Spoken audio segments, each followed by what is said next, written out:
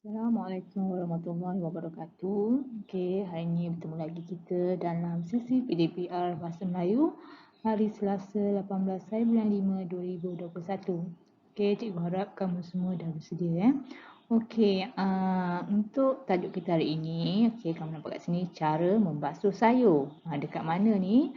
Okey, kamu boleh buka buku aktiviti kamu muka surat 52 dan 53. Okey, dah buka semua? Okey, semalam cikgu ada bagi kamu video dan dalam video tu ada tajuk ni lah kan, basuh sebelum makan ni. Okey, ini dalam buku teks. Okey, dia punya aktiviti semalam menulis jawapan pemahaman berdasarkan soalan bertumpu dan bercapah. Okey, apa itu soalan bertumpu dan bercapah ni? Okey, hari ni cikgu akan terangkan ya. Okey, soalan bertumpu adalah soalan yang memerlukan jawapan yang tepat. Sekiranya jawapan yang berbeza dengan apa yang diberi, maka jawapan itu salah. Jawapan dia adalah betul atau salah dan berbentuk khusus. Okey, maksudnya kat sini soalan tu dia dah ada jawapan dalam petikan yang kamu baca. Okey, kalau kamu jawab selain daripada yang diberikan dalam petikan, itulah yang dikatakan salah. Macam kalau dia kata masukkan 2 sudu garam di dalam masakan itu. Bila soalan ditanya, dia kata berapa sudu garam yang perlu dimasukkan dalam masakan, kamu buat 3, jadi jawapan tu salah lah sebab dekat dalam petikan tu dah tulis jawapan dia. Okey. Okey, untuk soalan bercapah pula, memerlukan kemahiran berfikir terbuka dan meluas, mencari pelbagai jenis jawapan untuk soalan dan memerlukan pelbagai jenis jawapan. Jadi, untuk soalan bercapah ni dia kamu kena fikir. Okey, macam semalam dalam buku teks tu dia ada soalan last sekali, nyatakan akibatnya jika buah jambu tidak dibasuh sebelum makan. Jadi kamu kena fikir, apa yang akan berlaku jika kamu makan buah jambu yang tak dibasuh? Okey, sebab dalam petikan tak ada. Okey, contohnya kita akan sakit perut. Okey. Okey. Sekarang kamu boleh buka muka surat 52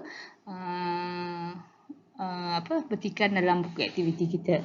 Okey, cara membasuh sayur. Okey, kita baca dulu ya. Ini adalah petikan antara Dahlia dan Puan Zarina. Okey, Dahlia, bolehkah ibu tunjukkan saya cara-cara membersihkan sayur ini? Okey, boleh Dahlia. Sebelum itu, tolong sediakan air di dalam bekas.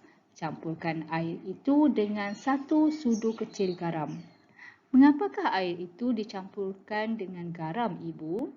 Garam itu untuk membuang ulat yang mungkin melekat pada sayur.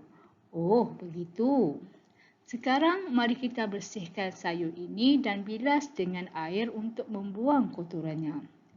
Selepas itu barulah direndam di dalam air garam. Betul kan begitu? Ya, rendam selama 10 minit. Kemudian barulah ditapis dan dibiarkan kering. Apabila sudah kering, sayur ini dibalut dengan plastik dan disimpan di dalam peti sejuk. Baiklah Ibu, saya sudah faham. Terima kasih kerana mengajar saya. Sama-sama Dahlia.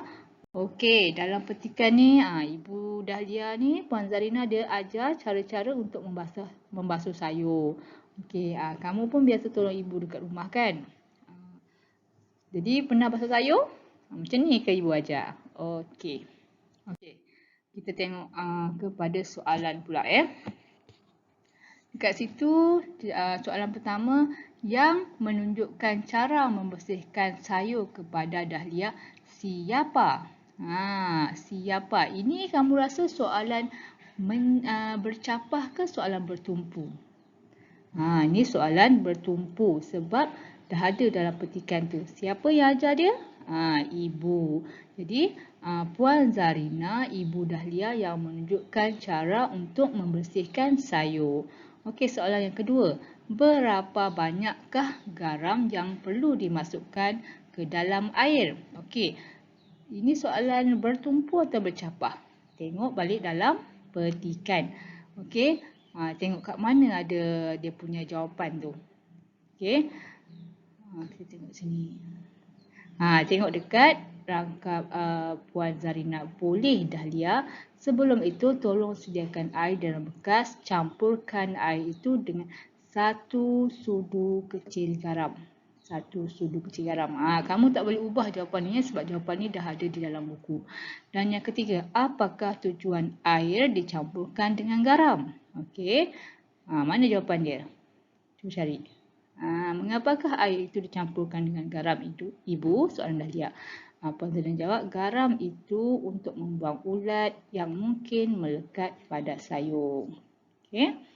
Okey, untuk soalan keempat, cuba tengok mengapakah sayur perlu dibersihkan dan dibilas sebelum direndam di dalam air garam? Tengok jawapan dia ada tak dalam petikan. Okey, kalau ada dalam petikan, maksudnya itu soalan bertumpu dan kamu tulis balik dekat bawah tu. Apa jawapan dia? Tengok dekat sini Okey. Mari kita bersihkan sayur ini dan bilas dengan air untuk membuang kotorannya.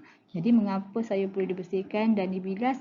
Untuk membuang kotorannya. Okey, kamu nak jawab dalam jawapan yang lengkap. Sayur perlu dibersihkan dan dibilas sebelum direndam di dalam air garam untuk membuang kotorannya. Okey. Soalan yang kelima, berapa lamakah sayur itu perlu direndam? Cari dia kat sini.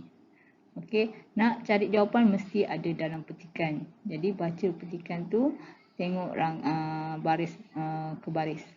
Akhir sekali sayur yang telah dibersihkan itu disimpan di mana.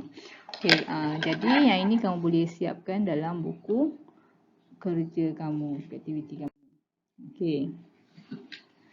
Saya bagi latihan tambahan kat sini. Okey, baca petikan dekat bawah ni dan tulis jawapan dalam buku tulis kamu. Okey. Puan Farah masuk ke bilik Fifi. Puan Farah tersenyum. Bilik itu kelihatan bersih dan kemas.